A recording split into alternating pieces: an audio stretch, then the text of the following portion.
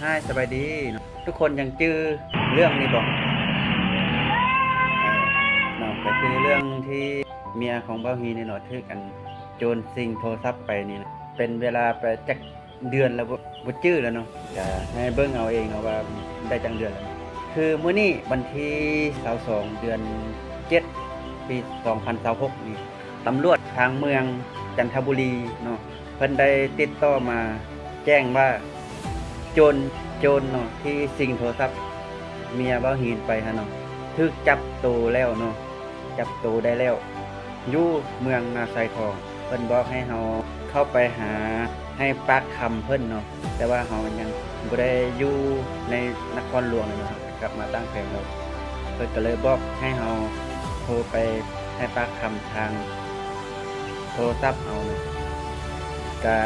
ดีใจเนาะ ดีใจที่ได้ยินข่าวแบบนี้เนาะหลังจากที่บางหินก็ติดตามอยู่ตลอดเนาะก็เคยทวงถามเพิ่นอยู่ตลอดแต่ว่าเพิ่นก็ยังบ่ให้คำตอบเพิ่นเนาะนี่เนาะเพิ่นก็ได้ติดต่อมาเนาะแจ้งว่าคนให้ที่สิงโทรศัพท์ไปหั่น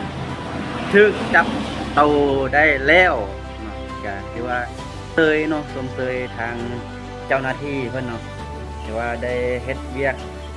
ได้ดีหลายเนาะก็ยอมรับว่ามันซ่าอยู่แต่ว่าเพิ่นก็เฮ็ดเวียกแท้เนาะอันนี้ก็สมเชยทางเจ้าหน้าที่เพิ่นเนาะก็บ่ได้ว่าเจ้าหน้าที่เพิ่นบ่เฮ็ดเวียกเนาะ